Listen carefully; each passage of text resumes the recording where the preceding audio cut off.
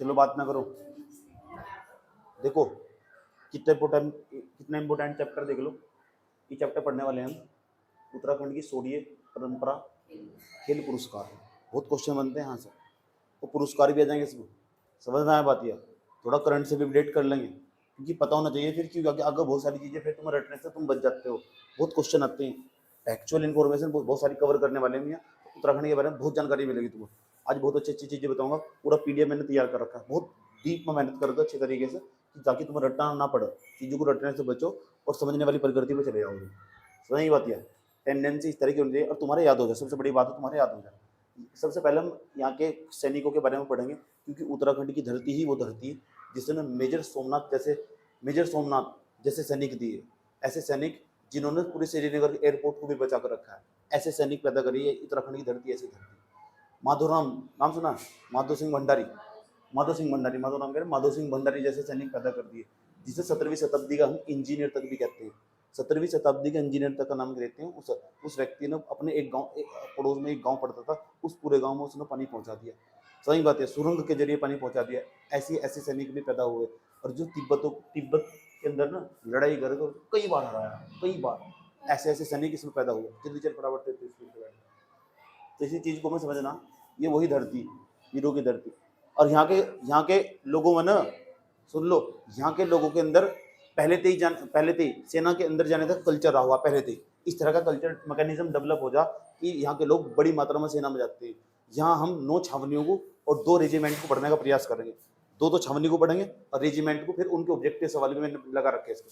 उसके बाद हम क्या पढ़ेंगे चैप्टर में? उसके बाद पढ़ेंगे खेल, और खेल से संबंधित जितने सवाल उत्तराखंड का तो पढ़ाऊंगा ही, साथ साथ हम जो हमारे पास जो खेल होगा उससे संबंधित राष्ट्रीय स्तर पर भी उसे कवर करने का प्रयास करूंगा।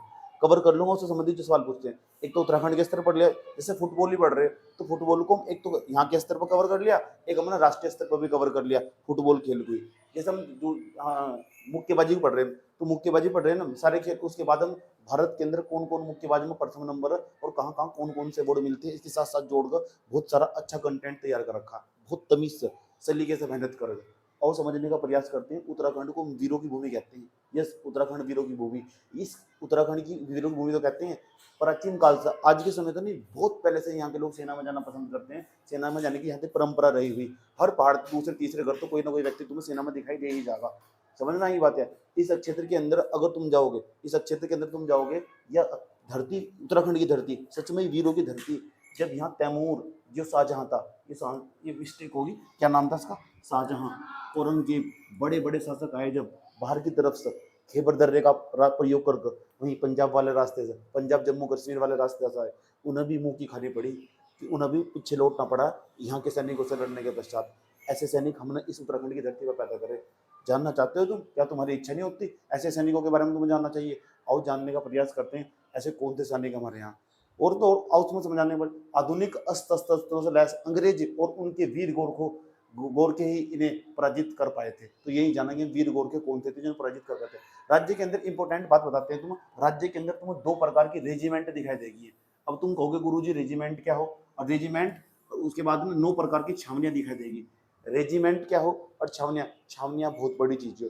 छावनियों के अंदर रेजिमेंट रहती है। छावनी एक प्रकार का आर्मी का कंटोनमेंट हो, इंग्लिश में कंटोनमेंट कहते हैं। जैसे रोड की छावनी होगी हमारे पास है, ऊपर लिखा हुआ बोर्ड पे रुड़की कंटोनमेंट में आपका स्वागत है, वेलकम टू रुड़की कंटोनमेंट, ऐसे लिखा हुआ नहीं, रुड़की छावनी में आपका स्वागत है, ऐसा करके। तो वहाँ रेजिमेंट रहती है और रेजिमेंट के अंदर होती है बटालियन। और बटालियन जो होती है, यही चीजें समझने की। यहाँ 2 प्रकार के हमारे पास रेजिमेंट के बारे में पढ़ने वाले। एक तो कुमाऊं की रेजिमेंट, उसका थोड़ा सा इतिहास पढ़ेंगे। एक गढ़वाल की रेजिमेंट, गढ़वाल की रेजिमेंट, उसका थोड़ा सा इतिहास पढ़ेंगे और जानेंगे उन्होंने भारत के अंदर कैसे कैसे सैनिक पैदा कर दिए। और जिनकी अगर तुम सच में उनकी तुम बायोग्राफी पढ़ने स्टार्ट कर दो ना, थोड़ी सी समझाऊंगा क्योंकि मेरे पास यहाँ समय की सीमा भी है ना, सही, थोड़ी सी समझाऊंगा तो उनकी रूह कहाँ फूटे, तुम्हारी रूह कहाँ फूटेगी। उनकी वीर गाथा पढ़ गए, गाथा नहीं कहने के, ना कहानी कहने के, ना बायोग्राफी, वीर गाथा क्या होगी। समझ में आई बात? है ऐसे ऐसे सैनिक पैदा कर दिए। और समझने सवाल भी बहुत सारे आते हैं। 9 छावनियां, उनका ये 2 रेजिमेंट और उनका मुख्यालय भी देखते हैं। बात बताओ, समझ में आई नहीं है? ठीक, ये हमारे पास ये कुमाऊं रेजिमेंट का प्रतीक है, जो बोर्ड पर लगा हुआ ना ऊपर, ये कुमाऊं रेजिमेंट का प्रतीक है। जब मेरा भाई इस टाइम पता कौन सी उसमें, वो इसमें तो कोई सी बटालियन बनी है, सुन लो, ये कुमाऊं रेजिमेंट, एक तो कुमाऊं रेजिमेंट होगी, एक गढ़वाल रेजिमेंट, एक तो कुमाऊं रेजिमेंट होगी। देखा सोमनाथ द्वार, ये सोमनाथ, मेजर सोमनाथ व्यक्ति है, ये वो व्यक्ति है जब पाकिस्तान के साथ हमारी लड़ाई बजी थी और श्रीनगर एयरपोर्ट को उसने पूरे को बचाया था, इसके दूसरे हाथ में भी चोट लगी थी, ये व्यक्ति तब तक भी लड़ता रहा। ये वही व्यक्ति जिस भारत के अंदर सबसे बड़ा सर्वोच्च सम्मान हम परमवीर चक्र को कहते हैं, और परमवीर चक्र सबसे पहली बार किसी व्यक्ति को मिला था, उसका नाम सोमनाथ था। यस, सोमनाथ को ही मिला, मेजर सोमनाथ शर्मा नाम है उसका, मेजर सोमनाथ शर्मा। मूवी बननी चाहिए, पता नहीं शायद कोई बनी होगी तो मैं देख नहीं पाया, बायोग्राफी तो मैंने पढ़ी, बहुत दिलचस्प बायोग्राफी लगी मुझे मेजर सोमनाथ शर्मा की। बात समझ आई? मैं देखता रहता हूँ, इंटरेस्ट है मुझे तो एक एक विभूति को, क्योंकि इस तरह इंसान का एक तो पढ़ने का तरीका भी बढ़ता है और दूसरे की जिंदगी तो बहुत कुछ सीख के चले आती है कि अब अपनी जिंदगी का हमेशा दुख कम होता चला जाता है, इसलिए ऐसे ऐसे। और दूसरा, पढ़ने से भी रिलेटेड सिलेबस भी तैयार होता रहता। तो मेजर सोमनाथ शर्मा, पता लगा सोमनाथ क्या है, ये वही व्यक्ति। अच्छा, सोमनाथ शर्मा को परमवीर चक्र मिला, सेना के अंदर, भारतीय सेना के अंदर सबसे बड़ा सम्मान हो परमवीर चक्र, मेजर सोमनाथ शर्मा को मिला। इन्हीं के परिवार में से ही सोमनाथ चक्र जो बना, परमवीर चक्र जो बनाया था, इन्हीं के परिवार के कैंडिडेट ने सबसे पहली बार बनाया था उस परमवीर चक्र को, और इन्हीं सबसे पहली बार मिला। समझ गए? जानेंगे इनके बारे में, देख लो क्या इंटरेस्टिंग कहानी है। ये कुमाऊं रेजिमेंट का प्रतीक है, ऊपर ही हो, किसी भी आर्मी वाले के पास अगर ऐसी टाइप की ड्रेस मिलेगी और ऐसा प्रतीक भी लगा ना वहां लगा, तो कुमाऊं रेजिमेंट का अपना खुद का इतिहास है। रेजिमेंट आर्मी में बहुत सारे आर्मी को बंदे को मिलाकर एक रेजिमेंट बनेगी, उस रेजिमेंट के अंदर बटालियन बना। वही बात है, कैसे कहा मैंने तुम? अरे पूरी छावनी तो एक बहुत बड़ा एरिया हो जहाँ आर्मी रहती है, आर्मी का रहने का स्थान, आर्मी का हॉस्पिटल भी वही हो, आर्मी का खाने का स्थान भी हो, आर्मी का हथियार भी वहीं पड़ा है, आर्मी की नाव भी वहीं पड़े रहा है, सब चीजें एक पूरे एरिया को कवर कर रखा। जैसे हमने यहाँ रुड़की के अंदर आर्मी कंटोनमेंट बना रखा है, इस एरिया में कल को कोई विपदा आ जाए तो सेना तुरंत खड़ी हुई, सेना को हम ऑर्डर मिल सकते हैं, आपदा में भी तुम्हारे साथ काम करेगी, हर तरीके तो आपदा तो आ ही जाएगी, हर प्रकार तो तुम्हारी सुरक्षा भी कभी करने। इस एरिया में आतंकवादी चलाए तो सेना भून डाल लेगी उस एरिया में। तो ऐसा करके हमने देश उत्तराखंड के अंदर नो कंटोनमेंट बना रखे, नो छावनियां बना रखी। समझ में आई बात है? रट्टा ही नहीं मारना, इतनी देर में तो 10 फैक्ट आगे होके चले जाओ, क्या ही करोगे उनका? जब इंटरव्यू में बैठेगा क्या पूछेगा तुमसे, पता है क्या पूछेगा? जो तुम समझदारी पैदा करते हो वो पूछेगा तुमसे। समझ में आई बात है टॉपिक के प्रति? वो नहीं पूछने का कहीं कहीं कहीं करते चले जाए कहीं कहीं। समझ में आई बात है? अब मेजर सोमनाथ समझा, अब ये द्वार कभी घूमने का मिल गया, दिख गया कि यहाँ क्लास में पढ़ाया गया था, अच्छा इसके बारे में मुझे जानकारी है, तो उसमें वो मुझे क्या हुआ ऐसे करके, उसका फायदा नहीं है ना। सही बात है, पढ़ाई वही हो जो आपके अंदर आइडियोलॉजी डेवलप करती है, विचारधारा जनरेट करती है, नहीं तो मैं उससे पढ़ाई नहीं मानता। समझे? आओ हम समझने का प्रयास करते हैं। ये कुमाऊं रेजिमेंट है पूरी, ये जो तुम नीचे देख रहे हैं ना, पूरी कुमाऊं रेजिमेंट की ये इनकी बटालियन है, ये पूरी कुमाऊं रेजिमेंट है, कुमाऊं रेजिमेंट के सैनिक खड़े हुए हैं। समझ बात है? और एक रेजिमेंट के अंदर भी कई सारी बटालियन हो, अलग अलग बटालियन का अलग अलग काम हो, सरकार जो वहाँ की आर्मी के अंदर खुद के रूल हो उनके। समझ में ये बात है? खुद के रूल, अपने रूल खुद बनाते हैं, उनके नियम कानून कायदे सब अलग अलग हो। अब हम कुमाऊं रेजिमेंट का थोड़ा सा इतिहास जानेंगे, क्योंकि उससे पेपर में सवाल पूछे जाते हैं। फिर हम गढ़वाल रेजिमेंट का थोड़ा सा इतिहास जानेंगे। समझ आई बात है? तो कुमाऊं रेजिमेंट हो चाहे गढ़वाल रेजिमेंट हो, इसने भारत के अंदर सेना, ये सेना एक प्रकार की, इस सेना बहुत बड़े बड़े अफसर भी दिए। समझ, विपिन सिंह रावत का नाम सुना नहीं ना, जो चीफ डिफेंस स्टाफ बने, सीडीएस बने थे, जिनकी 2021 में मृत्यु हो गई थी उनकी पत्नी के साथ। मैं वहाँ तमिलनाडु में गया था ना, तमिलनाडु के अंदर मैंने वो स्थान भी देखा जहाँ हेलीकॉप्टर उनका क्रैश हुआ, मैं वहाँ भी घूम के आया था। चलो तुम तो पढ़ते रहते हो, मैं तो बहुत घूमता रहता हूँ। और समझने का प्रयास करते हैं कुछ इंपॉर्टेंट बात। कुमाऊं रेजिमेंट, इसमें तो वही क्वेश्चन टच करेंगे हम जहाँ पेपर में सवाल बनने वाले, क्योंकि इसके बाद सवाल लगे थे कुमाऊं रेजिमेंट के। समझ में ये बात या आज नहीं तो कल रटना नहीं पड़ना का, ये हो कि मैं चाहता हूँ तुम रटने से बचो, ठीक है, चीजों को, ताकि तुम समझ अच्छा। ये कुमाऊं रेजिमेंट है हमारे पास, ये कुमाऊं रेजिमेंट, यहाँ हमारे पास कुमाऊं रेजिमेंट। अब यहाँ कुमाऊं रेजिमेंट, मैंने कहा ना कुमाऊं के क्षेत्र के लोगों से बनी हुई रेजिमेंट भारतीय थल सेना का एक प्रमुख सैन्य बल है। मैंने कहा पूरा का पूरा सैन्य बल है एक प्रकार का। सही बात है? एक मिलिट्री, एक टाइप की मिलिट्री फोर्स एक प्रकार का, इंडियन आर्मी कहते हैं। समझ बात है? जो कुमाऊं के लोगों से बना हुआ, कुमाऊं क्षेत्र के लोगों से मिलकर बना हुआ, इसका नाम कुमाऊं रेजिमेंट है। क्या तुम्हारे दिमाग में पर्सन नहीं आना चाहिए कि कुमाऊं रेजिमेंट की स्थापना कब हुई? ये सबसे पहला पर्सन, ये सबसे पहला और सबसे इंपॉर्टेंट लेटेस्ट पर्सन है, बहुत कई बार पूछा जा चुका। कुमाऊं रेजिमेंट की स्थापना कब हुई? 27 अक्टूबर 1945 को कुमाऊं रेजिमेंट की स्थापना हुई। कई बार पूछा जा चुका कुमाऊं रेजिमेंट या कब बनाई गई, पता लग चुका। 27 अक्टूबर 1945, 24 अक्टूबर नहीं, 24 अक्टूबर 1945 को तो यूएनओ बना हुआ। यूएनओ, यूनाइटेड नेशन ऑर्गेनाइजेशन, संयुक्त राष्ट्र संगठन, पूरी दुनिया में शांति स्थापित करने के लिए दूसरे विश्व युद्ध के पश्चात। समझ में आया बात? है अब हम आगे कहानी को बढ़ाते हैं, ठीक। मई 1948 का टाइम आया, 45 में नहीं है, 48 का टाइम आया। कहते हैं कुछ लोग, या सुन लो ध्यान लगेगा, इसका मुख्यालय पहले ना आगरा में हुआ करता था, आगरा से इसका मुख्यालय रानीखेत लाया गया, रानीखेत स्थानांतरित कर दिया गया। ये भी सवाल पेपर में पूछा हुआ, अगर मैंने सवाल लगा रखे हैं। वही बात है, कुमाऊं रेजिमेंट अपना एक हेडक्वार्टर भी तो बनागी, इसका हेडक्वार्टर पहले आगरा में था। ये बात 1948 की है, 1945 तक वहीं रहा, 48 से पहले पहले इसका मुख्यालय 45 में बनी, 3 साल तो उसका मुख्यालय हेडक्वार्टर वहीं आगरा के अंदर थमा के रखा। आगरा कहाँ? यूपी में। मेंटल हॉस्पिटल कहाँ? यूपी में। सही बात है, ठीक। तो वहीं आगरा से बदल कर हम कहाँ ले आए? रानीखेत में ले आए। रानीखेत में कहाँ थी? अल्मोड़ा नहीं है, अल्मोड़ा यार, समझ की बात है, इंग्लिश में सही लिखा होगा, समझ में आएगी बात? कोई दिक्कत यहाँ तक? इतनी बात बताओ, कोई प्रॉब्लम है यहाँ तक? अब हम कहानी को बढ़ाया आगे, और भी आगे बढ़ाओ पूरी कहानी को। ये दोनों सवाल बन गए, 2 लाइन सवाल बनी ना। पहला, कुमाऊं रेजिमेंट की स्थापना कब हुई? दूसरा, कुमाऊं रेजिमेंट का जो मुख्यालय था वो आगरा से हटाकर स्थानांतरित कर दिया गया, ट्रांसफर कर दिया गया अल्मोड़ा के अंदर, रानीखेत के अंदर। याद रहेगी बात ये? अच्छा, देखो कुछ लोग क्या बताते हैं, वो कहते हैं देश के अलग अलग हिस्सों में यहाँ से सैनिकों से बनी, यहाँ के सैनिक, यहाँ के कुमाऊं के सैनिक, ये जो कुमाऊं के सैनिक है ना, यहाँ तो बनी हुई जो सेना कुमाऊं रेजिमेंट पहले कहीं और बनाई जा चुकी थी। कुछ लोग ये भी कहते हैं कुमाऊं रेजिमेंट का गठन इससे पहले ही विभिन्न नामों से होता रहा है, अलग अलग नामों से। ये तो हमने 1945 बनाए, लेकिन कहते हैं कि 1788 में, 1788 के अंदर दक्षिण भारत में जाओगे, ये हमारे पास साउथ इंडिया ना, हमारे पास ये साउथ इंडिया में तो पढ़ा था हैदराबाद निजाम, ये वाला क्षेत्र। सही बात है, हैदराबाद निजाम। यहाँ के बरार पढ़े, इस क्षेत्र को पढ़े, यहाँ पढ़े बरार। बरार के नवाब थे, नवाब का नाम था सलामत खां। इन्होंने एलिच, क्या नाम है, एलिचपुर ब्रिगेडियर नाम से एक ब्रिगेड गठित की थी। अब इसमें भी कुमाऊं के सैनिक थे।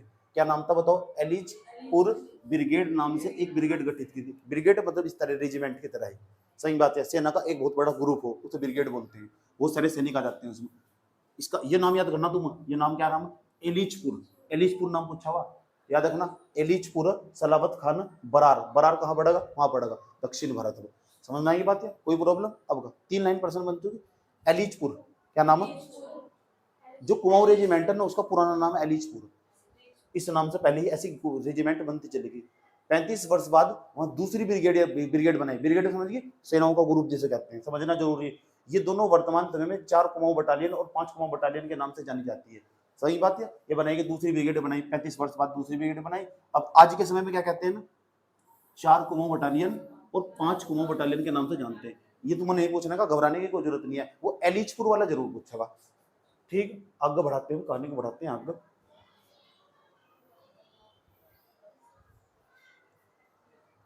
1797 का टाइम आया, हैदराबाद के निजाम ने भी अंग्रेजों के साथ मिलकर कुमाऊं राइफल्स की स्थापना की थी। ये बड़ी इंपॉर्टेंट बात है। हैदराबाद का जो निजाम था ना, मैंने कहा था एक तो विजयनगर साम्राज्य था, एक बहमनी साम्राज्य था। सही बात है, जब हम मध्यकालीन पढ़ रहे थे 14वीं 15वीं शताब्दी के आसपास, 15वीं 16वीं शताब्दी के आसपास, तो वहां ना एक तो विजयनगर साम्राज्य था। विजयनगर साम्राज्य उत्तर में था, बीच में रायचूर द्वार पड़ता, और उसके नीचे बिल्कुल पड़ा था हमारे पास विजयनगर साम्राज्य। और विजयनगर साम्राज्य के उत्तर में था हमारे पास हैदराबाद का निजाम। और जो हैदराबाद का निजाम था ना, उस हैदराबाद के निजाम ने अंग्रेजों के साथ संधि कर संधि करने के बाद एक सेना तैयार करी थी, उसी का नाम हमारे पास नाम लिख रखा है, ये कुमाऊं राइफल्स की स्थापना। ये कुमाऊं राइफल्स की स्थापना, इसका नाम कुमाऊं राइफल्स 1797 में स्टार लगा दिया बिजनेस को। समझ की बात है? अब इसे 3 कुमाऊं बटालियन के नाम से जानते हैं। कोई बात नहीं, घबराओ ना, यहाँ से नहीं पूछने का, वो एलिचपुर वाला जरूर पूछेगा।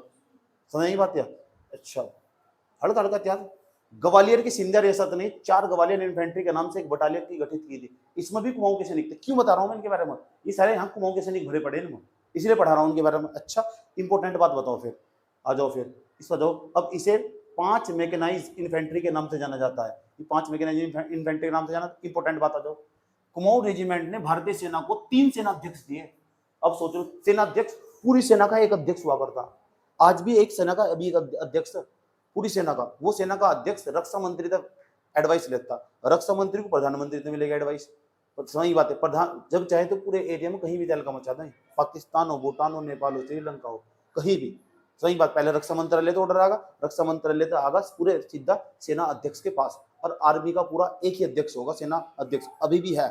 इस कुमाऊं रेजिमेंट में तो 3 बंदे अध्यक्ष बन चुके अब तक। समझ बात है? पता लग चुका क्या कहा? कुमाऊं रेजिमेंट को इतने हल्के में नहीं ले सकते। कुमाऊं रेजिमेंट जब तुम जाओगे ना कभी आर्मी के डिपार्टमेंट में, जब हमें तो जाने का मौका मिलता रहा, तो वहाँ में कुमाऊं रेजिमेंट वाले अपना पूरा इतिहास पूरा उन्होंने म्यूजियम बना रखे हैं वहाँ से। जब मैं कश्मीर में घूमने गया था तब भी वहाँ इनके सब के बारे में सारा लिखा हुआ। तुम देखा मेरा एक वीडियो वहाँ समझा रहा था, कश्मीर का इतिहास समझाने की कोशिश कर रहा था, एक वीडियो डाला था मैंने उसके अंदर, मैं वही समझा रहा था उसको। तो तुम तो यहाँ पढ़ रहे किताबों में सारा घूम घाम को देखे आया। कुमाऊं रेजिमेंट भारतीय सेना को 3 अध्यक्ष दिए, ये हमारे पास उनके नाम है, श्री नागेश हुआ, जनरल एस थिपिया हुआ और जनरल टी.एन. रैना हुआ। ये 3 सेना अध्यक्ष गए इस कुमाऊं रेजिमेंट से। तो कुमाऊं रेजिमेंट को लेकर तो ले नहीं सकते भाई। स्वतंत्रता से पहले इस रेजिमेंट को, अभी हम आजाद नहीं हुए, अंग्रेजों के लिए काम कर रहे हैं, यही सेना अंग्रेजों के लिए काम कर रही कुमाऊं रेजिमेंट। 18 युद्ध सम्मान प्राप्त हुए। समझ बात। या भारत और पाकिस्तान की लड़ाई हुई तब सबसे अगर कोई रेजिमेंट खड़ी थी उसका नाम कुमाऊं रेजिमेंट था। जब कारगिल में लड़ाई चल रही थी उसकी 1962 में, हमारे पास युद्ध चल रहा था इसका, चाइना के साथ युद्ध चल रहा था, तब सबसे पहले नंबर पर हमने अगर किसी सेना को भेजी तो कुमाऊं रेजिमेंट थी। जब 1999 में कारगिल का युद्ध चल रहा था तब जब हमने कुमाऊं रेजिमेंट भेजी। जब ऑपरेशन जीरो चलाया था ना हमने, ऑपरेशन जीरो आया था, तो ऑपरेशन जीरो तो ऑपरेशन चलाया था उसके लिए सियाचिन ग्लेशियर के लिए ले जा रहा था, कौन सा, मेघदूत, ऑपरेशन मेघदूत चलाया था, तब भी कुमाऊं रेजिमेंट सबसे आगे थी। समझ में आई बात है। तो कुमाऊं रेजिमेंट जब भी, इसका मतलब क्या अंदाजा लगाया जा कुमाऊं रेजिमेंट के सैनिक बहुत सच में बहादुर है। ऐसा पढ़ाई करनी है, ठीक है, किसी को बता भी सको, समझा सको किसी को, 4 लाइन तो फटाफट रट लोगे। पाक विभाजन के तुरंत बाद कश्मीर मोर्चे पर 4 कुमाऊं बटालियन ने हवाई अड्डे की सुरक्षा करते अद्वितीय वीरता दिखाई थी। इसी के अंदर मेजर सोमनाथ शर्मा मारा गया था। समझ बात है, मेजर सोमनाथ शर्मा की कहानी है। यो श्रीनगर हवाई एयरपोर्ट जहां हम उतरे थे, श्रीनगर एयरपोर्ट वही है आज भी। समझ बात है, ये श्रीनगर एयरपोर्ट वही है जिसकी सुरक्षा करी गई थी, लेकिन फिर भी उनका बहुत सारा हिस्सा उन्हीं के पास मौजूद है। और इस मोर्चे पर मेजर सोमनाथ शर्मा ने अद्भुत पराक्रम दिखाया था, जिसके लिए उन्हें मरणोपरांत परमवीर चक्र से सम्मानित किया गया। भारत का पहला ऐसा व्यक्ति जिसे सबसे पहली बार मरने के बाद परमवीर चक्र से सम्मानित किया जा रहा, और पूरी सेना के अंदर हर सैनिक का एक सपना हो बस परमवीर चक्र मिल जाए। अब तुम्हारी इच्छा नहीं होती परमवीर चक्र में क्या मिलता होगा, पैसे मिलते होंगे। परमवीर चक्र देखा तुमने कैसा हो, अभी तुम्हें थोड़ी देर बाद परमवीर चक्र दिखाने वाला हूँ। मेजर सोमनाथ शर्मा का फोटो भी दिखाने वाला हो रहा है, पंडित नेहरू के साथ भी उनकी तस्वीर है मेरे पास। समझना ये बात है। अब तुम मेजर सोमनाथ शर्मा के बारे में थोड़ा सा जानना चाहोगे, इच्छा हो रही है? जब पढ़ी रहे तो थोड़ा तमीज से पढ़ लो, इससे थोड़ा रोकते हैं। मेजर सोमनाथ शर्मा के बारे में देखो, मेजर सोमनाथ शर्मा के बारे में थोड़ा सा दिखा देता हूँ। भी कम है, हम भयानक हमले की जद में हैं, लेकिन हमने 1 इंच जमीन भी नहीं छोड़ी है और हम अपने आखिरी सैनिक और आखिरी गोली तक लड़ते रहेंगे। ये शब्द है भारत के पहले परमवीर मेजर सोमनाथ शर्मा के, जिन्होंने 1947-48 के भारत पाकिस्तान युद्ध में वीर गति को प्राप्त होने से पहले ये मैसेज अपने हेडक्वार्टर को भेजा था। और आज के एपिसोड में हम आपको भारत के इसी परमवीर के जीवन से जुड़ी कुछ ऐसी बातें बताने जा रहे हैं जो निश्चित रूप से आपको, यही है मेजर सोमनाथ शर्मा। बात समझ में आई? जीवन में इस देश के लिए कुछ बड़ा करने के लिए प्रेरित करेगी। So without wasting any time, let's begin.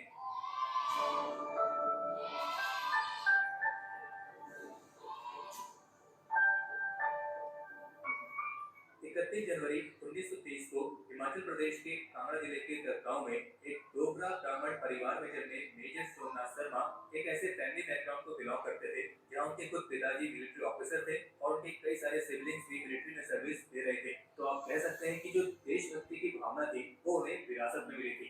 Major Somnath Sharma ने अपनी स्कूलिंग उत्तराखंड के नैनीताल में स्थित एक बेहद ही फेमस शेरवुड कॉलेज से कंप्लीट की और उसके बाद वे देहरादून के Prince of Wales Royal Military College में इनरोल हुए। और जो मेजर सोमनाथ शर्मा थे वो बचपन से ही श्रीमद् भगवद गीता से काफी ज्यादा इंस्पायर्ड थे, जिसके बारे में उनके ग्रैंडफादर ने उन्हें सिखाया था और वो हमेशा अपनी पॉकेट में श्रीमद् भगवद गीता भी कैरी करते थे। यहाँ तक कि इंपोर्टेंट बात बताऊं, जब मृत्यु हुई ना तो जेब के अंदर भगवत गीता थी। उनके पिस्टल की खोज हुई थी और दिसंबर 1941 में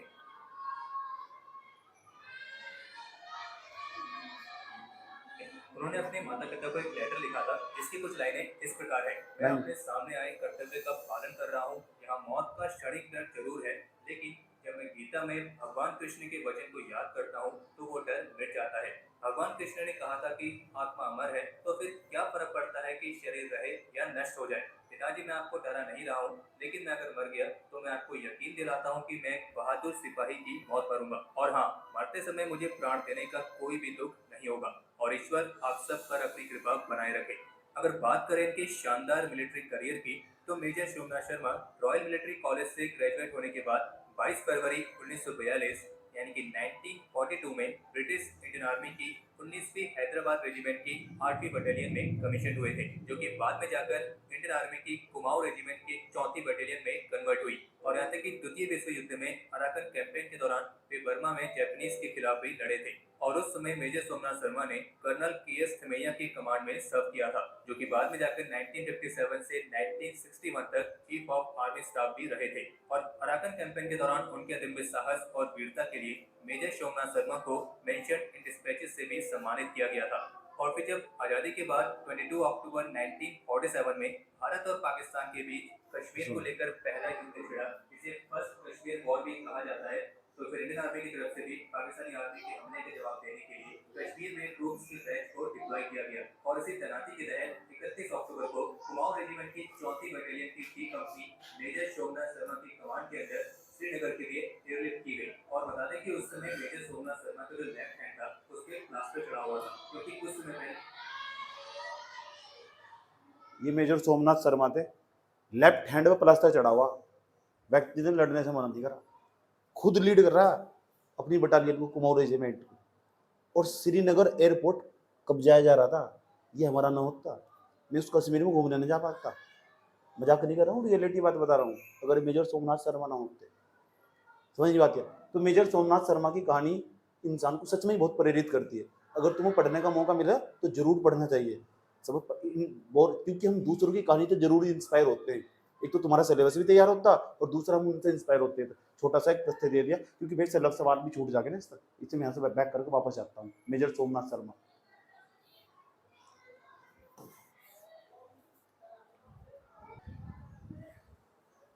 तो पूरी देखना सर वीडियो को जाकर। मेजर सोमनाथ शर्मा बायोग्राफी डाल लोगे यूट्यूब पर, आराम से जाएगी, और उसको बैठकर आराम से देखो 8-7 मिनट के अंदर, तमीज से उसमें होगा बैठ के। इतना भी तो इधर उधर तुम टाइम बर्बाद करी दो। इस मोर्चे पर मेजर सोमनाथ शर्मा ने अद्भुत पराक्रम दिखाया था इसी मोर्चे पर, और उन्होंने मरणोपरांत उन्हें परमवीर चक्र से सम्मानित करा गया। सुन लो, ध्यान लगेगा। तो पहले भारतीय सैनिक थे जिन्हें वीरता के लिए यहाँ पर वीर चक्र प्राप्त हुआ था। पहले ऐसे भारतीय सैनिक थे और उन्हें मरणोपरांत मिला था। इस मोर्चे पर रेजिमेंट को 7 वीर चक्र और 162 अन्य चक्र प्राप्त हुए। इस रेजिमेंट की बात बताई जा रही है। और तो और 1962 में जब भारत चीन युद्ध हुआ था, तब भी यही कुमाऊं रेजिमेंट की आज्ञा चल रही थी।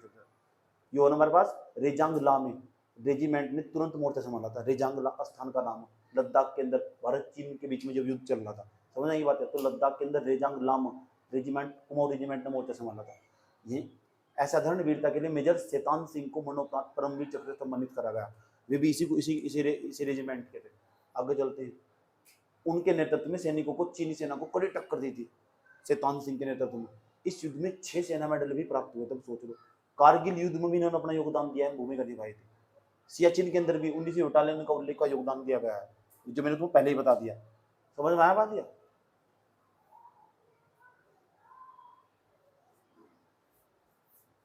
अगर तुमसे पूछा कुमाऊं रेजिमेंट के अंदर, मैंने कहा बटालियन हो, इसके अंदर सबसे बहादुर बटालियन कौन थी? 13वीं और 15वें नंबर की बटालियन को सबसे बहादुर बटालियन माना था।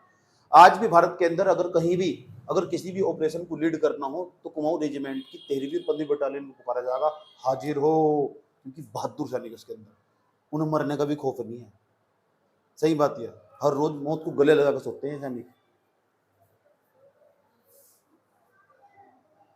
स्वतंत्रता के बाद अब तक रेजिमेंट को 2 परमवीर चक्र, 7 कीर्ति चक्र और 3 अशोक चक्र, 11, इतने सारे मेडल मिल चुके हैं इस रेजिमेंट को।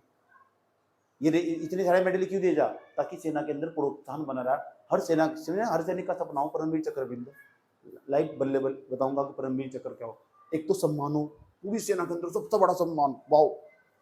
एक तो छोटे छोटे भी मेडल हो, लेकिन सबसे बड़ा सम्मान बहुत ही कम गिने चुने लोगों को मिला। जैसे प्रत्येक भारतीय नागरिक का हो, भारत नागरिक का सपना हो भारत रत्न मिल जाए। सही बात है।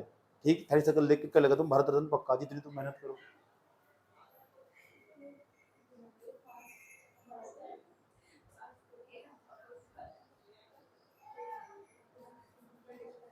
1988 तक आते आते ये समझ जाओ इसका आधिकारिक रूप से इसका इतिहास छापा गया था पूरा का पूरा, से छोड़ दो। यह सबसे इंपॉर्टेंट है, ये सवाल पूछा गया पेपर के अंदर। ठीक, कुमाऊं रेजिमेंट की एक प्रतिष्ठित बटालियन की 100वीं वर्षगांठ पर 100 साल जब इस रेजिमेंट के पूरे हो गए थे और 2017 में पूरे हो चुके थे ये, और ये समझ जाओ एक डाक टिकट जारी करा गया था इस कुमाऊं रेजिमेंट के नाम, ये 2017 में। ठीक, इतनी बात बताओ समझ में आई नहीं? ये तो कौन सी रेजिमेंट थी हमारे पास? ये कुमाऊं रेजिमेंट। अब गढ़वाल रेजिमेंट भी देख लो, फिर इसके ऑब्जेक्टिव क्वेश्चन करा दो।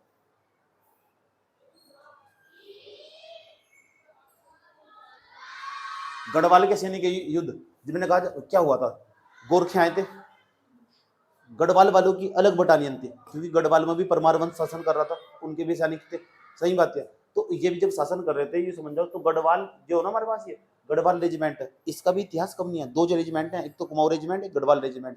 तुम तो लड़कियां हो, तो लड़की होने के बारे में सेना के अंदर, खेल के अंदर इनके बारे में लड़कियों की बहुत कम जानकारी हो, इन्हें ओवरव्यू ही दिया जाए। एक तो घर तो बाहर निकलने का मौका नहीं मिलता। अगर मैं तुमसे एक सवाल पूछूं, चलो बताओ कौन सी लड़की थी जिनने से कंटोनमेंट देखा? आंसर है 0। कौन सा गेम खेलने गई? आंसर है 0। सही, तो उनके लिए बिल्कुल नवीन ज्ञान है एक प्रकार। सीधे छड़े को गेम खेलने चले गए, उसके बाद जानकारी नहीं होती, कम होने जानकारी, क्योंकि हमारा समाज ही ऐसा। तुम क्या सोचे, तुम क्या आजाद हो चुकी, समाज के पिछड़े हुए वर्ग में हो। गढ़वाल के सैनिक युद्ध में पराजित हो गए थे, हार गए गढ़वाल के सैनिक युद्ध में, लेकिन उनकी वीरता से अंग्रेज बहुत प्रभावित हुए। अंग्रेजों ने देखा यार ये तो बहुत भयंकर तरीके से लड़ रहे, अच्छा आओ हमारे पास, बुलाया है ना, उन्होंने मिलकर खुद की एक बटालियन तैयार कर दी, एक रेजिमेंट तैयार कर दी, गढ़वाल रेजिमेंट। गढ़वाल रेजिमेंट के लोग वो मुझे मेरे पास बहुत सारे स्टूडेंट है ना गढ़वाल रेजिमेंट में, जब भी मैं फोन करा ना अपने उस्ताद को, पता क्या बोलते? जय बद्री विशाल, जय बद्री विशाल, ये इनका नारा। सही बात है, ये आपस में पेपर में पूछा हुआ है, जय बद्री विशाल, जय बद्री विशाल, हाँ जय बद्री विशाल ऐसे बोलते हैं। तो मेरे पास बहुत सारे स्टूडेंट है ना मेरे, तो मुझे बताते रहते हैं, मेरे पास भी आते हैं, तो बैठ के बात करके जाते हैं, ऐसे करके बोलते हैं।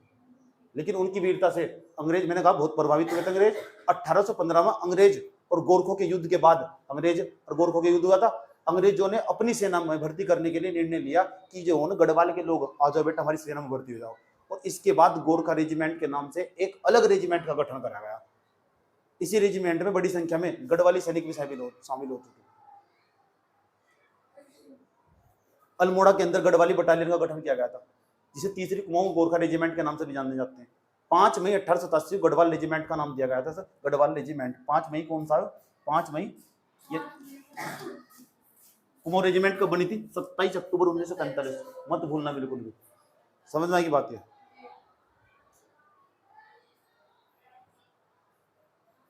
नवंबर 1887 के अंदर कालू डंडा पहाड़ी पर, ये लेस डाउन पड़ा, वर्तमान समय का लेस डाउन है, इसके लिए छावनी बनाने का कार्य सौंपा गया था। 1887 में बनाया गया था। इस पहाड़ी का नाम पूछ लो तुम तो, ये कौन सी पहाड़ी? Less down. कहां से पड़ा? पौड़ी के अंदर। पौड़ी के अंदर क्या होगा? चल भाई, वीरचंद सिंह गढ़वाली का नाम सुना है? वे गढ़वाली रेजिमेंट के थे, और गढ़वाली रेजिमेंट में भी इस वाली बटालियन में थे। नाम ऐसे नाम नहीं लिखे वहां से, ऐसा करके देखो। 1891 में 39वीं गढ़वाली रेजिमेंट बंगाल इन्फेंट्री के नाम से जाना गया, और राइफल्स की उपाधि दी गई, गढ़वाल राइफल्स की, या राइफल्स की उपाधि दी गई ना, पहले गढ़वाल रेजिमेंट कह रहे थे, अब गढ़वाल राइफल्स कहते हैं 1891 के बाद। समझ में आई बात? या इसके बाद इसका नाम प्रथम बटालियन 39 गढ़वाल राइफल्स कर दिया गया, लेकिन इस आजादी के बाद हम गढ़वाल राइफल्स कहते हैं। नाम लगातार बदले इसके, सही बात है, कई बार बदले। गढ़वाल राइफल्स पे 1901 में 2nd बटालियन 39 गढ़वाल राइफल्स इसका गठन हुआ। उसके बाद अगर देखो 1921 में से रॉयल खिताब भी मिला, रॉयल खिताब भी मिला, नाम बदल कर दिया गया, 39वीं रॉयल गढ़वाल राइफल्स कर दिया गया। लेकिन वर्तमान समय में इसका नाम पता क्या है? वर्तमान गढ़वाल राइफल कहते हैं सर। 1922 में फिर पुनर्गठन में 18वीं गढ़वाल राइफल्स कर दिया गया। जो पेपर में सवाल पूछा बता दूंगा तुम्हें। 1945 में से केवल गढ़वाल राइफल्स का रॉयल गढ़वाल राइफल्स कहा जाने लगा। 1945 तक आते आते क्या नाम क्या नहीं लगे थे, समझने की बात किया। उसके बाद इस रेजिमेंट का एक बहुत, अब इसे जब हम आजाद हो गए, आजाद होने के बाद भी यार गढ़वाल राइफल्स बनी रही, इसका नाम गढ़वाल राइफल्स, आज भी इसका नाम गढ़वाल राइफल्स, और बहुत प्यारा नाम लगाते हैं, जय बद्री विशाल, जय बद्री विशाल ऐसे बोले, जय बद्री विशाल, जी साहब ऐसे बोलते, जी साहब, जय बद्री साहब ऐसे नहीं बोलते, जय हिंद ऐसे बोलते नहीं, ये गढ़वाल रेजिमेंट के मेरे पास बैठे रहते ने, आर्मी वाले आते रहते थे, तो ये बोलते थे जय बद्री साहब ऐसे करके बोलते, बहुत अच्छा लगता। वर्तमान में इस रेजिमेंट की कुल 19 बटालियन है। देखो इसके अंदर बहुत सारी बटालियन, 19 बटालियन है इस रेजिमेंट की। सवाल आ गए तो पेपर में तुम सारे कर दोगे। अच्छा, इंपोर्टेंट। 1914 से लेकर 1918 तक पहला विश्व युद्ध हुआ था। पहले विश्व युद्ध के अंदर जब पहला विश्व युद्ध हुआ था, सबने साथ दिया था अंग्रेजों का, क्रांतिकारियों ने बिल्कुल भी साथ नहीं दिया था, मुस्लिम लीग ने भी साथ दिया था, कांग्रेस की पार्टी ने भी साथ दिया था, सबने साथ दिया था, लेकिन किसी ने साथ नहीं दिया था, क्रांतिकारियों ने साथ देने तो मना कर दिया था, क्योंकि क्रांतिकारियों को भरोसा नहीं आता अंग्रेजों को। इस प्रथम विश्व युद्ध के अंदर भी इस गढ़वाल जो राइफल्स थी, इसके सैनिक भी पार्टिसिपेशन किया था, भाग लिया था, और उसमें एक बहुत फेमस नाम आ रहा, और उन्होंने ब्रिटेन का, क्योंकि हम तो अंग्रेजों की सरकार की तरफ से लड़ रहे थे, तो अंग्रेजी सरकार के द्वारा भी एक अपनी सेना के अंदर भी सर्वोच्च सम्मान दिया जा, जिस तरह हमारे यहाँ वर्तमान समय में परमवीर चक्र दिया जा, इस तरह वहां अंग्रेजी सरकार के द्वारा विक्टोरिया क्रॉस देते हैं, अपनी विक्टोरिया के नाम पर, महारानी के नाम पर नाम देता है, तो उसका विक्टोरिया क्रॉस, विक्टोरिया क्रॉस का बिना डायग्राम भी लगा रखा, घबराने की जरूरत नहीं। 14 से लेकर 18 तक पहला विश्व युद्ध चला। पहला विश्व युद्ध के समय में एशिया के अंदर अद्भुत वीरता दिखाने वाले गढ़वाल राइफल्स के नायक थे दरबार सिंह नेगी। दरबार सिंह नेगी को विक्टोरिया क्रॉस मिला। दरबार सिंह नेगी को विक्टोरिया क्रॉस से सम्मानित करा गया, विक्टोरिया क्रॉस से दरबार सिंह नेगी को। ये गढ़वाल राइफल्स के थे। इंपॉर्टेंट बात यहाँ, इस पुरस्कार को पाने वाले पहले भारतीय सैनिकों में से एक थे, सबसे पहले भारतीय सैनिक ये थे दरबार सिंह नेगी। फिर गब्बर सिंह नेगी भी थे दूसरे नंबर पर। समझ की बात है। अगले वर्ष इस रेजिमेंट की दूसरी बटालियन के राइफल्समैन गब्बर सिंह नेगी को मरणोपरांत विक्टोरिया क्रॉस मिला। ये अगले भारतीय, अगले मतलब दूसरे नंबर के थे, सेकंड नंबर पर थे गब्बर सिंह नेगी। दोनों का फोटो लगा रखा है, इनके बारे में बताऊंगा। प्रमुख सैनिक को मैंने कवर कर दिया अच्छे तरीके, तो उनसे भी सवाल बनते रहते हैं, यस और नो।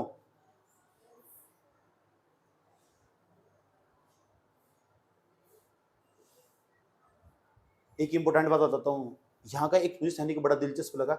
ये व्यक्ति ऐसा लेस डाउन चले को पैदल गया 4000 मील तक, मास्को सिटी तक। मास्को सिटी वहां पड़ा रूस के अंदर, पैदल यात्रा करके गया। गढ़वाल राइफल्स का एक सैनिक ऐसा भी था। इतनी लंबी यात्रा कैसे करी होगी इसने, 4000 मील की यात्रा तय करके गया ये व्यक्ति। नाम उसका लेफ्टिनेंट था, लेफ्टिनेंट पीटी ओर्थटन जिसे कहते हैं। लेफ्टिनेंट ऐसे नहीं बना जाता, सीडीएस का मेरा एग्जाम क्लियर हो जाता ना पूरा फाइनल, तो मैं भी लेफ्टिनेंट बन जाता। पहली बार तो एनडीए नहीं हुआ, किस्मत इतनी फुटी, फिर सीडीएस भी नहीं हुआ। एनडीए का एग्जाम देखो और सीडीएस का एग्जाम देके लेफ्टिनेंट ही बना। 4000 मील की यात्रा करो। क्या नाम, गढ़वाल राइफलमैन ज्ञान सिंह फरसवान ने लेस डाउन तो मास्को तक 4000 मील तक किया था। भाई तुम चलोगे 4000 मील, 4 कदम नहीं चले था तुम। इनकी उपाधि के लिए ने मैग ग्रेग अलंकरण से सम्मानित करा गया।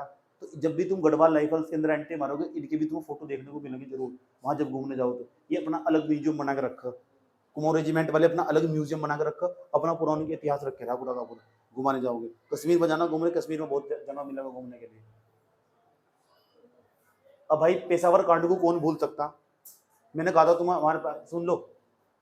देखिए गढ़वाल राइफल्स के ही सैनिक थे, अंग्रेजी सेना में भर्ती हो रखे थे। यह बात 23 अप्रैल 1930 की है। 23 अप्रैल 1930 में ही वही चल रहा था एक आंदोलन, कौन सा, सविनय आंदोलन चल रहा था। और वहाँ एक खान अब्दुल गफ्फार थे। खान अब्दुल गफ्फार इस पेशावर वाले इलाके में, पेशावर कहाँ पड़ा, पाकिस्तान के अंदर पड़ा। अब तो वर्तमान समय पाकिस्तान चला गया, पंजाब और पाकिस्तान के आसपास का इलाका पूरा का पूरा, ठीक, सिंध और पाकिस्तान के आसपास का इलाका पेशावर। तो जो पेशावर है ना, पेशावर के अंदर ये ड्यूटी दे रहे थे, नाम था हमारे पास वीर चंद सिंह गढ़वाली, ये ड्यूटी दे रहे थे। और ड्यूटी देते वक्त अंग्रेजी सरकार ने ऑर्डर दिया ना, अंग्रेज जो सैनिक थे ऑर्डर दिया, चलो फायर कर दो इनको। अरे भारत के लोग तो सामने खड़े हुए, भारत के लोग मना कर दिया। अब मना कर दिया ना, अंग्रेजी सैनिक देखता रहा, मना कैसे कर दिया। 2-4 लोग और थे इनके साथ, मना करने के बाद इन्हें सीधा फिर जेल भेज दिया गया। और जेल भेजे 11 साल की सजा हुई, लगभग 11 साल 3 महीने के आसपास की सजा हुई। और जब जाके जेल से बाहर निकले, आजीवन कारावास की सजा दे दी थी ये वीरचंद सिंह गढ़वाली। आज हम वीरचंद सिंह गढ़वाली को अपनी बातों में, यादों में जिंदा क्यों, क्योंकि उन्होंने भारत के लोगों पर गोलियां नहीं चलाई अंग्रेजी सरकार में रहते हुए भी। ऐसे वीर को हम आज भी याद रखते हैं, इनकी याद में हम मेला भी लगाते हैं, इनकी याद में हम पर्यटन योजना भी चलाते हैं। इनकी याद, पहली पर्यटन योजना 2002 में चलाई थी, इन्हीं के नाम से चला रहे हैं हम। इनके नाम पर तो हम इनके नाम पर बहुत काम कर रहे हैं। सही बात है, अनेक प्रकार की योजनाएं पढ़ेगी तुम इनके नाम पर, वीरचंद सिंह गढ़वाली के नाम पर। और ये गढ़वाल रेजिमेंट के सैनिक थे। समझ बात क्या, यही है पेशावर कांड 23 अप्रैल 1930 को हुआ, 3 को हुआ था। वीरचंद सिंह गढ़वाली इस रेजिमेंट के थे। जहाँ जिसका योगदान आगा तो बताना पड़ेगा नहीं। 15 अगस्त 1947 को यही रेजिमेंट है जिसने सबसे पहली बार कलकत्ता के अंदर तिरंगा फहराया था। 15 अगस्त 1947 को इसी रेजिमेंट को कोलकाता के फोर्ट विलियम पर राष्ट्रीय ध्वज फहराने का गौरव सम्मान प्राप्त है। यही वह रेजिमेंट है गढ़वाल रेजिमेंट। सही बात है। चले, इस रेजिमेंट को हल्के में ले रहे हैं। 459 वीरता पदक मिल चुके सर। 1971 का भारत पाकिस्तान युद्ध हुआ था, क्योंकि इंदिरा गांधी ने, मिसेज इंदिरा गांधी ने काट कर बांग्लादेश पैदा कर दिया। गरीब तमीज में हो गया। समझ की बात है। पहले तो ये था कि पूर्वी पाकिस्तान है, पश्चिमी पाकिस्तान है। पाकिस्तान 2 थे, एक इधर पाकिस्तान हमारे के पाकिस्तान। अब तुम पाकिस्तान नहीं है बेटा, अब तुम बांग्लादेश हो। मेरी इतनी ताकत है। इशारों पर आज की तरह नहीं है, आज के प्रधानमंत्री तरह नहीं है इधर उधर करते मेरे भयंकर तरीके से निर्णय लेते थे। महिलाओं को पावर बहुत कम मिलती है यार। 1971 में भारत पाकिस्तान के इस बटालियन के कैप्टन एन के सिंह को महावीर चक्र प्रदान किया गया था। तो छोड़ दो, इंपोर्टेंट बात बताते हो तुम।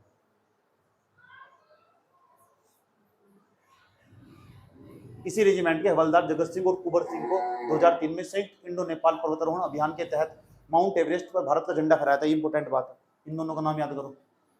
इसी रेजिमेंट कहते हैं हवलदार जगत सिंह नामक और कुबर सिंह नामक 2003 के अंदर इन्होंने नेपाल पर्वतारोहण अभियान के तहत माउंट एवरेस्ट पर भारत का झंडा फहराया था पहली बार।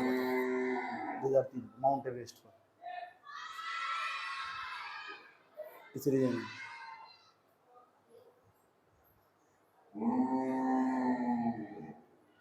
ये सवाल पूछा हुआ। इसी रेजिमेंट को 2007 के अंदर ये पुरस्कार मिल चुका, इंदिरा गांधी पर्यावरण पुरस्कार से सम्मानित किया जा चुका है। इसी रेजिमेंट को 2007 में। कौन सी रेजिमेंट है पता है? गढ़वाल रेजिमेंट, गढ़वाल राइफल जिसे कहते हैं। तुम्हें लग रहा है इस तरह का सवाल लगना चाहिए मुझे एमसीक्यू क्वेश्चन। कुमाऊं रेजिमेंट को अधिकारी का नाम कब मिला? कब लिखा था आंसर? इसका अंतर बताओ। कुमाऊं रेजिमेंट का मुख्यालय कहाँ? नैनीताल। कहाँ स्थित? अबरानी खेत में, पहले आगरा के अंदर मौजूद था। उसके बाद एक आधा क्वेश्चन और रहा था बीच में। मेजर सोमनाथ समराव को किस युद्ध में परमवीर चक्र प्राप्त हुआ था? 65 में कश्मीर युद्ध। ये होगा ना इसका आंसर। ऐसा करके मैंने बहुत सारे गढ़वाल रेजिमेंट के भी और कुमाऊं रेजिमेंट के भी ऑब्जेक्टिव क्वेश्चन लगावे ताकि बच्चे को सुविधा हो जाए। समझ में आएगी बात यार। ठीक, जितना भी तुमने ऊपर पढ़ा उसमें तो कौन सी चीज इंपॉर्टेंट है, अगर वो पता लग जाए तो उसके इतना सारा भी पढ़ने से वो बच जाएगा। इसलिए मैंने सारे क्वेश्चन लगा दिए। देखो ऐसा करके सारे क्वेश्चन लगाए हुए मैंने। मुझे लगे तुम क्वेश्चन को तुम आराम से खुद करो। गढ़वाल रेजिमेंट के अलग से क्वेश्चन लगाए ताकि तुम्हें पता लग जाए इसमें से इंपॉर्टेंट क्या है हमारे पास। सारे क्वेश्चन लगा दिए हिंदी इंग्लिश दोनों। इतनी बात बताओ समझ में। अब यहाँ तक चलो, गढ़वाल रेजिमेंट और कुमाऊं रेजिमेंट के तो तुम सवाल कर ही लोगे, लेकिन कुछ ऐसे सैनिक, ठीक, जब सैनिकों की बात कर ही रहे तो पहले भी अंग्रेजों के टाइम पे पहले भी कुछ ऐसे सैनिक हुए, गढ़वाल के भी कुमाऊं के भी, जिन्हें याद रखा जाना चाहिए और जिनके बारे में बात की जानी चाहिए। नहीं तो आज ये अन्याय होगा उन सैनिकों के साथ। समझ में आएगी बात।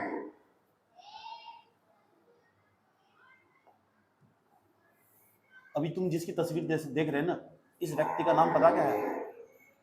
इस व्यक्ति का नाम माधो सिंह भंडारी है। माधो सिंह भंडारी है, गर्व भंजक के नाम से भी जाना जा। तिब्बत की जो सेना थी, घर में जाकर कई बार पीट खाया उन्होंने। ये है माधो सिंह भंडारी, गर्व भंजक। समझ बात है। माधो सिंह भंडारी नाम 17वीं शताब्दी का, मैं अपनी भाषा में इंजीनियर कहता हूँ, 17वीं शताब्दी का इंजीनियर। ये व्यक्ति ऐसा, इसने एक गांव के अंदर जल पहुंचाने के लिए अपने ऐसी प्रथा अपने बेटे के सर पर धड़ तलक कर दिया था। और तूने बताया बात, क्या घंटा पढ़ाई कर दी थी, नरबली दी थी जब जाकर उस गांव में पानी पहुंचा था। अभी दिखाने वाला हूँ उसका भी। ठीक है, वीडियो में करो समझ में। माधो सिंह भंडारी टिहरी के थे, टिहरी के मथेला गांव। सुन लो, गढ़वाल के राजा महीपति शाह के सेनापति थे। महीपति शाह, मैसा माधो सिंह भंडारी, मैसा महीपति शाह, याद रहेगा। महीपति शाह के क्या आते हैं? सेनापति।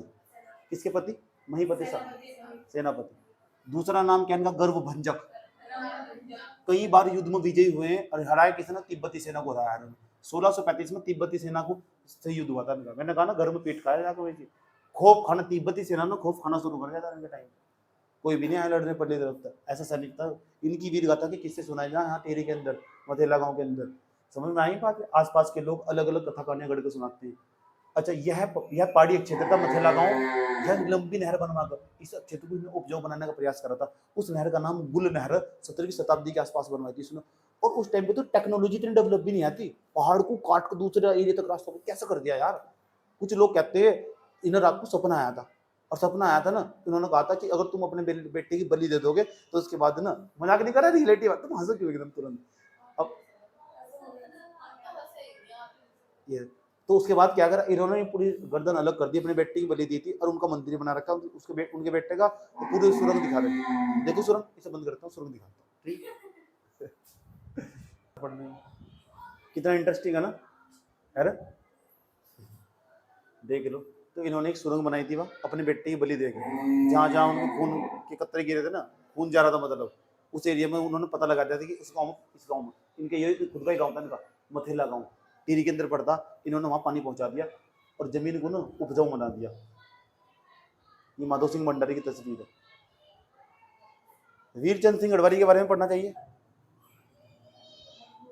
ये धामी जी, ये यशस्वी यहाँ के सामने जो तस्वीर देख रहे हैं ना, वीरचंद सिंह गढ़वाली की तस्वीर है। और ये कौन है? मुख्यमंत्री, सीएम यहाँ के। पेशावर कांड भी थोड़ी देर पहले पढ़ाया मैंने, तो पेशावर कांड सही बात है। पेशावर कांड के नायक ये वीरचंद सिंह गढ़वाली। इनके इतिहास के पन्नों को देखते हैं।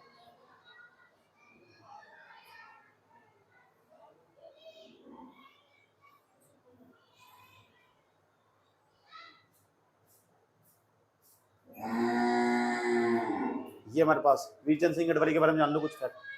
उनके बारे में पता लग चुका ना ऊपर, मैंने बताया माधो सिंह भंडारी कौन से जिले के में, कौन सा गांव बताया थोड़े पहले, मथेला गांव।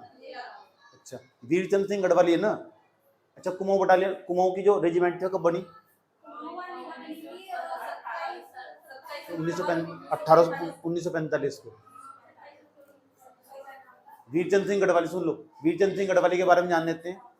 ये ना पौड़ी के रोणसेरा गांव में पैदा हुए थे। रोणसेरा गांव बहुत इंपॉर्टेंट है, इसके बारे में याद रखना बात है। 24 दिसंबर 1991 को ये पैदा हुए थे। 24 दिसंबर 1991 को पौड़ी के रोणसेरा गांव के अंदर। सही बात है। जो गढ़वाल राइफल्स है ना, गढ़वाल राइफल्स के अंदर मेजर हवलदार के पद पर तैनात थे। इनकी जो पोस्टिंग, उनका नाम था मेजर हवलदार। सही बात है। 23 अप्रैल 1930 को इनके साथ ही पेशावर कांड हुआ था, जो मैंने थोड़ी देर पहले समझाया था, पेशावर कांड। और इस टाइम पे वहां पता कौन था इनके सामने, जो आंदोलन का नेतृत्व कर रहे थे? सामने खड़े हुए वीरचंद सिंह गढ़वाली और उनके अंग्रेजी सैनिक खड़े हुए, इधर आंदोलन करने वाले खड़े हुए खान अब्दुल गफ्फार। खान अब्दुल गफ्फार वो पश्चिम भारत के अंदर सीमांत गांधी के नाम से भी जानते हैं। सही बात है, छोटा गांधी। लाल कुर्ती आंदोलन में नजर आया था, खान अब्दुल गफ्फार के नेतृत्व कर रहे थे लाल कुर्ती आंदोलन। वीरचंद सिंह गढ़वाली, वीसीजी का मतलब वीरचंद सिंह गढ़वाली को गिरफ्तार कर लिया गया था। बैरिस्टर मुकुंदी लाल ने इनका मुकदमा लड़ा था। याद रखना बात यह, समझ की बात है। और आजीवन कारावास की सजा होगी, आजीवन कारावास की सजा होगी। 11 साल 3 माह और 18 दिन के आसपास ही जेल के अंदर रहे, फिर रिहा हुए। एक राम मनोहर लोहिया, बहुत इंटरेस्टिंग नाम है, बिहार की राजनीति के अंदर बहुत बड़ा नाम है राम मनोहर लोहिया। याद रखना बात है। राम मनोहर लोहिया नाम का हॉस्पिटल है, उनके नाम पर हॉस्पिटल बना रखा है। और एक राम मनोहर लोहिया, ये भी एक प्रकार के स्वतंत्रता सेनानी टाइप्स, और ये भी हमारे पास, ये भी स्वतंत्रता सेनानी, और इसी अस्पताल में उनकी मृत्यु हो। इसलिए एक बार एक व्यक्ति ने किताब लिखी थी कि एक वीर की गोदी में दूसरा वीर मारा गया। किताबें पढ़ती रहा, किताबें पढ़ने का तो 10 अक्टूबर 1779 में।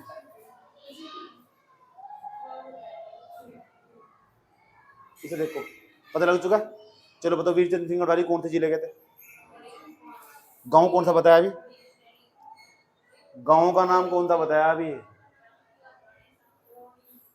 हाँ बस रोनी, यही तो बात है, थोड़े पहले पढ़ा रोणसेरा गांव। किन्होंने मुकदमा लड़ा था इसका?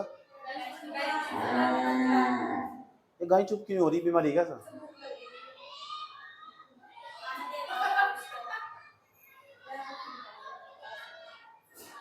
दरबार, चुप हो जाओ। दरबार सिंह ने किए हैं 4। सुन लो, अब दरबार सिंह ने के बारे में थोड़े पहले, जो सामने तुम्हें जो चक्र दिखाई दे रहा है ना, ये भारत का सम्मानीय है, अंग्रेजी सरकार के द्वारा दिए जाने वाला मेडल है। इसे विक्टोरिया क्रॉस कहते हैं। ये विक्टोरिया क्रॉस, समझना ही बात है। दरबार सिंह नेगी को मिला था पहले विश्व युद्ध के दौरान जब उन्होंने लड़ाई लड़ी थी। सही गढ़वाल राइफल्स के अंदर थे इस पुरस्कार को प्राप्त करने वाले दूसरे भारतीय थे, पहले भारतीय थे।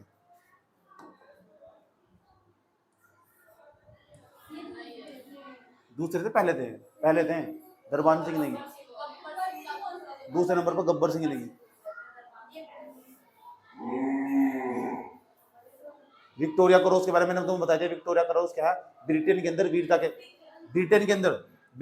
वीरता के लिए सर्वोच्च पुरस्कार है, सबसे बड़ा पुरस्कार ब्रिटेन के अंदर दिया गया। जो मैंने तुम्हें बोल के बताया वही है। विक्टोरिया क्रॉस की स्थापना 1856 हुई थी। ये सवाल पूछा जा सके महारानी विक्टोरिया के शासनकाल के दौरान। प्रथम विश्व युद्ध की तस्वीर है, दरबान सिंह नेगी की तस्वीर है, रियलिटी वाली तस्वीर है। देखना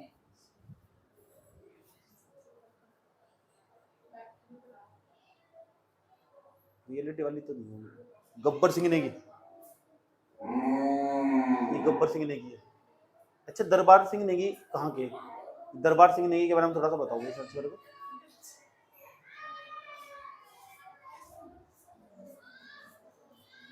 चमोली के अंदर रहने वाले हैं, चमोली जिले के दरबार सिंह नेगी। चमोली से भी लोग करते हैं। आजकल ऐसे सवाल नहीं बनाते, पता कैसे सवाल? 4 इधर नाम लिख देगा हमारे पास स्वतंत्रता सेनानियों के, और उनके जिलों के नाम सामने लिख देगा, मैच करो। बड़ा कठिनाई पैदा हो जा, इसलिए स्थान का नाम याद कर पाके चल रहा हूँ। समझ में आएगी बात है? ठीक, चलो। वीरचंद सिंह गढ़वाली कहाँ के थे? कौन सा गांव था? यार कितना याद करूंगा, इतने बड़े वोट आज भी देखे मैं अपनी जिंदगी में। कौन सा आयो? माधो सिंह भंडारी कहाँ के थे? मथेला गांव टिहरी। ध्यान ही नहीं आया तुम्हारा इसको, जा रहे ट्यूशन में। न्यूजड़ चंबा टिहरी के अंदर पड़ता है। गब्बर सिंह ने भी टिहरी के ही रहने वाले थे, माधो सिंह भंडारी वाले जिले के। 1915 में शहीद हुए थे पहले विश्व युद्ध के अंदर ही।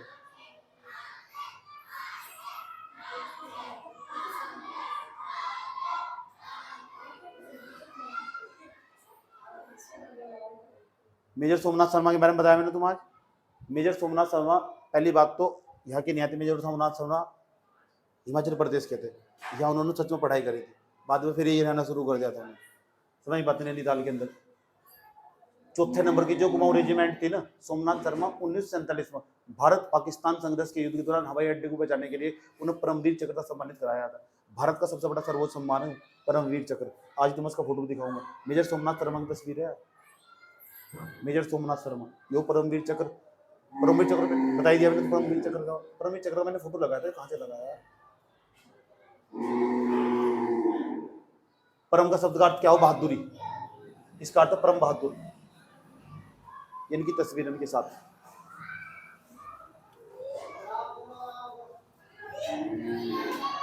एक और व्यक्ति का नाम सूरवीर सिंह पवार। उन बच्चों को जानने से पहले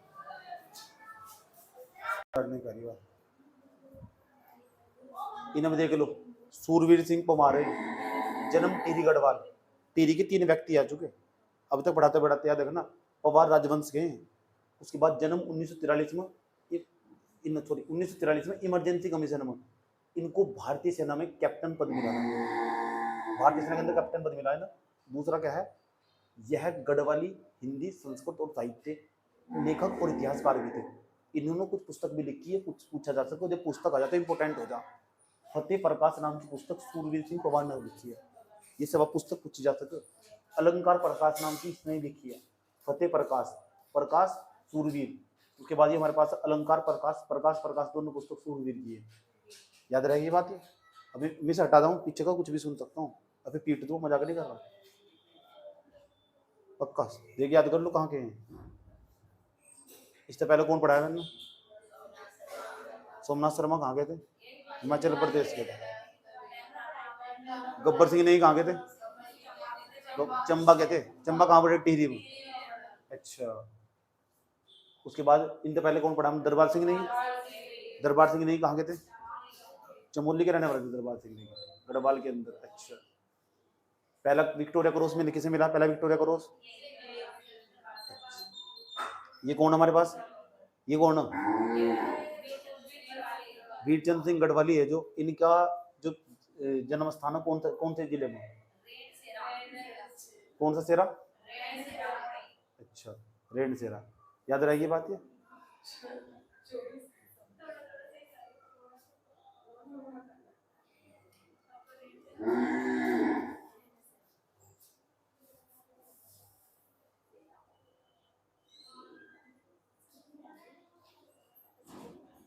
ये 3-4 कुछ और सैनिकों के भी नाम लिखे हुए, कभी पूछ रहे हो तो कभी। तो विपिन चंद्र जोशी, ठीक, ये अध्यक्ष रहे, इसके भारतीय थल सेना के अध्यक्ष रहे, पिथौरागढ़ के निवासी थे, याद रखना पिथौरागढ़ के निवासी थे। विपिन चंद्र जोशी नाम, पिथौरागढ़ के निवासी थे, अगर कभी पूछ रहे तो। एडमिरल देवेंद्र जोशी, इसे छोड़ दो। मोहन चंद्र शर्मा को देख रहे, इंपॉर्टेंट है, इसे भी छोड़ दे, ये तो बाद में आए, इन्हें तुम स्किप भी कर सको, लेकिन ऊपर वाले याद होने चाहिए हमारे पास, ठीक। आतंकी 2009 का अभी इतना इंपॉर्टेंट नहीं है। जनरल विपिन सिंह रावत, ठीक, ये इंपॉर्टेंट है, जनरल विपिन सिंह रावत। आओ इसके बारे में जानते हैं। देश के पहले चीफ डिफेंस स्टाफ, पहले चीफ डिफेंस स्टाफ का पद ही उसी साल आया था, 2021 में आया था चीफ डिफेंस स्टाफ का पद। यानी ऐसा पद चीफ डिफेंस मतलब खड़ी इधर बैठ, खड़ी वहां दे बड़ा स्पीड से मना कर देना, चल खड़ी इधर बैठ, इधर बैठ स्पीड से। फालतू बकवास 20 मिनट डिस्टर्ब कर, पढ़ना है नहीं तो बात ही कर लो, चीज साथ बैठ कर ड्रामा कर देगा, बैठ गया जी, वैसे तुझे पढ़ना ही नहीं बिल्कुल भी, जब बात ही करनी तो यहाँ धनिया लेना है, बोल भी नहीं रही बस फालतू मजरत। जब कह दिया बात ना करो, अभी सुन लिया पीछे तो कुछ नहीं सुना पढ़ने की, बोल नहीं रही थी। पढ़ाई याद कुछ है, पढ़ना लिखना है नहीं।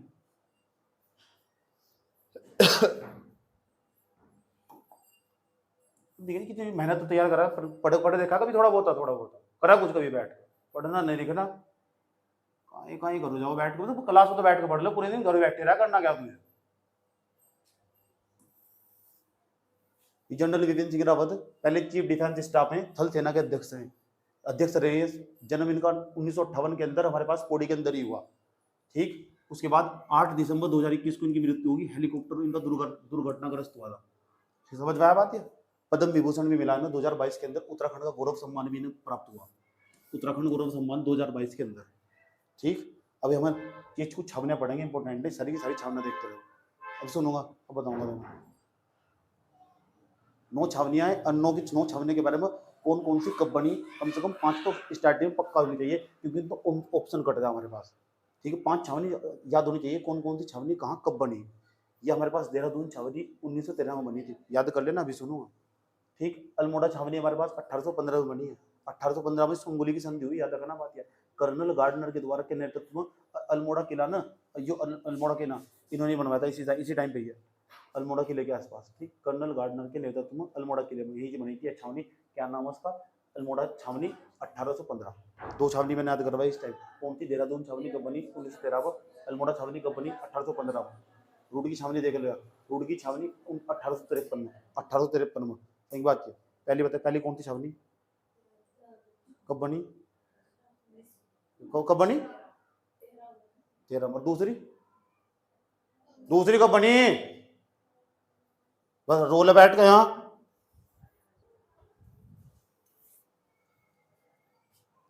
आ जाओ यहाँ तक, दोबारा फिर देख लो ये, क्योंकि छावनी पेपर में पूछ जाए। देहरादून छावनी की स्थापना 1913 में, अल्मोड़ा की 1815 में, उसके बाद दूसरे नंबर रुड़की छावनी की स्थापना 1853 में, रानीखेत छावनी की स्थापना 1869 के अंदर। इसका नाम देखो, रुड़की प्रौद्योगिकी संस्थान 1847 1847, रानीखेत छावनी 1869, चक्राता भी 1869 बनी। मुझे बस 5 छावनी के नाम याद करके दिखा दो तुम, 5 छावनी है इंडिकेशन, बाकी सारे ऑप्शन में तुम आराम से काट दो। चलो फटाफट, पहली छावनी बताओ कब बनी, अल्मोड़ा छावनी। मुझे डर है क्योंकि यहाँ तो सवाल बनाने लायक है, ठीक। रुड़की छावनी कब बनी? 1853 में। रुड़की प्रौद्योगिकी संस्थान 1847 में। मुझे बस तो एक चीज़ ये बतानी है, तुमको पता क्या बताना? जब हमारे पास रुड़की छावनी बनी, या रुड़की छावनी कब बनी? 1853 में। भारत का गवर्नर जनरल कौन था? लॉर्ड डलहौजी। 1848 से लेकर 56 तक लॉर्ड डलहौजी भारत की गद्दी पर बैठे रहने वाला, भारत का गवर्नर जनरल बनने वाला कौन? लॉर्ड डलहौजी। अच्छा, रानीखेत छावनी कब बनी? 1800। चक्राता छावनी 1869 में। उसके बाद लंडोर छावनी कब बनी है? मंसूरी देहरादून के अंदर 1879 होगा। ये बीट कैसा लगा यार, चेक कर लीजिए। नैनीताल छावनी 1878 में। लेसडाउन छावनी 1887 में। क्लेमेंट टाउन छावनी 1841 के अंदर। अब इतनी सारी कैसे याद रखी जाए? सही बात है, इसे मैंने कहा शुरू की बस 5 याद कर लो, ऑप्शन काटने में आसानी हो जाएगी। जो भी आगा ना उसको तुम्हें खुद समझ में जाएगा। शुरू की 5 याद कर लो।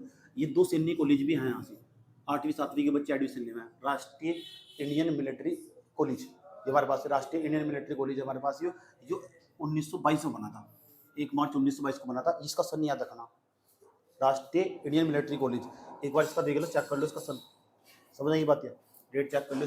इंडियन मिलिट्री अकेडमी 1932 में बनी थी, 1 अक्टूबर 1932 में, देहरादून में। सही बात है। राष्ट्रीय इंडियन मिलिट्री अकेडमी है, सैन्य कॉलेज है 2 जहाँ ट्रेनिंग दी जाए बच्चों को, और उसके बाद यहाँ तक सेना में तैयार करके भेजा जाए। ये इंडियन मिलिट्री अकेडमी एनडीए वालों की और सीडीएस वालों की जो एग्जाम निकाल के जाते हैं उनकी ट्रेनिंग होती है यहाँ से, इसी के अंदर आईएम में, देहरादून के अंदर। सही बात की इंडियन मिलिट्री अकेडमी समझ में इन किया। जो राष्ट्रीय इंडियन मिलिट्री अकेडमी, यो राष्ट्रीय इंडियन मिलिट्री कॉलेज है एक प्रकार का, या छोटे बच्चे स्कूल होगा एक प्रकार का। नाम देखिए क्या है इसका, देखिए किताब के अंदर क्या नाम है उसका, ठीक है। राष्ट्रीय इंडियन मिलिट्री कॉलेज और इंडियन मिलिट्री अकेडमी ये हमारे पास आईएम में दोनों कहाँ से है? देहरादून के अंदर। ये कब बना? 1922 में। ये कब बना? 1932 में। ठीक है, पीछे की भी तुम्हें याद करवाना चाहता हूँ। ये 5 छावनियों के नाम फटाफट देते स्पीड। देहरादून छावनी 1913। अल्मोड़ा छावनी 1815 और तीसरे नंबर पर रुड़की छावनी 1853। 1913, 1815 अल्मोड़ा की, 1815 रुड़की छावनी 1853 में। ठीक, तो 3 हो गए हमारे पास ये। रानीखेत छावनी 1869, चक्राता छावनी दोनों 1969। इनमें से ही कोई ज्यादा कि जो उनकी ऑप्शन में आ गई ना, आराम से काट दिया। अच्छा, ये तो इस में बनी पक्का 100%। तो सारी याद करे करते, 5 याद कर लेकर बस, 5 बढ़िया करके रट लेकर। चलो बताओ, अल्मोड़ा छावनी कब बनी? 1815 में। कर्नल गार्डनर के नेतृत्व में बनी। उस टाइम पर कर्नल कौन था? गार्डनर के नेतृत्व में। 1815 में भारत का गवर्नर जनरल कौन था? भारत का गवर्नर जनरल बता कौन था? भारत का गवर्नर जनरल 1815 में। 1815 के आसपास कौन सा 4 ट्रैक्ट आया था? 1813 के 4 ट्रैक्ट की एक बात बता दो मुझे, कई बार समझा दिया मैंने, चलो बताओ।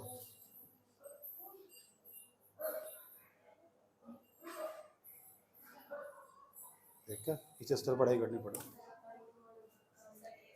और 1813 के 4 ट्रैक्ट की एक बात बता दो मुझे, बच्चों की तरह पढ़ाना चाहिए। 1813 के 4 ट्रैक्ट धड़ धड़ मारा एक, सब मैंने जुबान पर रटवा रखे।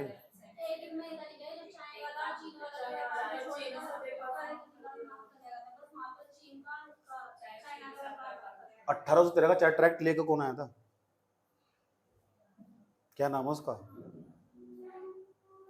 मतलब तुम गवर्नर जनरल वाइसराय क्या, जल्दी बताओ तेरे स्पीड।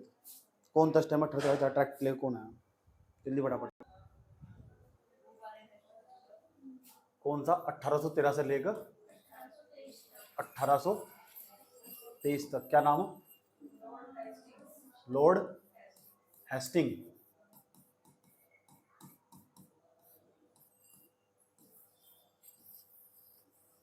सेंसरशिप एक्ट भी इसी समय में आया 1823 का। ठीक, रुड़की छावनी 53 में। याद रखना, कई बार पूछ लिया रुड़की छावनी वाला, भूल मत जाना बिल्कुल भी। और रुड़की का जो आईआईटी कॉलेज है 1847 में बना है। रानीखेत छावनी 1869, चक्राता भी 1869। बच्चा 5 याद कर लो, इनसे तुम्हारे ऑप्शन कट हो जाएंगे। अच्छा, सारे नहीं याद करे करते। राष्ट्रीय इंडियन मिलिट्री अकेडमी 1922 है हमारे पास ये, और ये हमारे पास इंडियन मिलिट्री अकेडमी 1932 है। बता दो मुझे 1922 के समय भारत का गवर्नर जनरल कौन है? 1922 में बारदौरी प्रस्ताव आया था, बता। बारदोली प्रस्ताव था 1922 के समय में, जब महात्मा गांधी ने अपना असहयोग आंदोलन वापस ले लिया था। तो मुझे बताओ 1922 के समय में भारत का गवर्नर जनरल कौन है? जब स्वराज पार्टी बनी थी 1923 के अंदर, मुझे बताओ भारत का गवर्नर जनरल कौन है? ऐसी हो पढ़ाई, इसे क्या हो पढ़ाई? बता कौन है भारत का गवर्नर जनरल? बता। लॉर्ड चैम्सफोर्ड के बाद। और इतना दिलचस्प बने हो, इसका नाम है लॉर्ड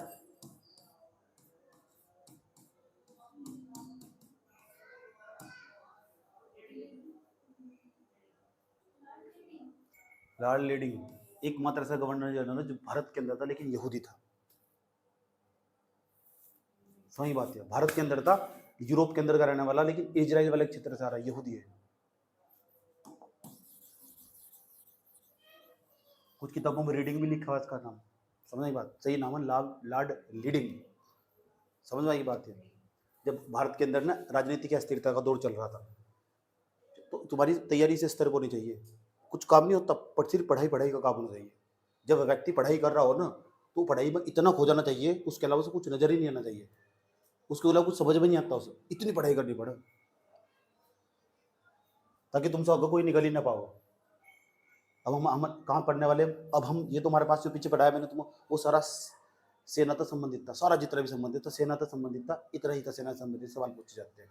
बाकी ऑब्जेक्टिव क्वेश्चन लगाकर उसी चीज पर अपडेट कर वहीं उससे रिलेटेड अपने नोट्स को बार बार पढ़ा जाता। अब क्या पढ़ने वाले हम?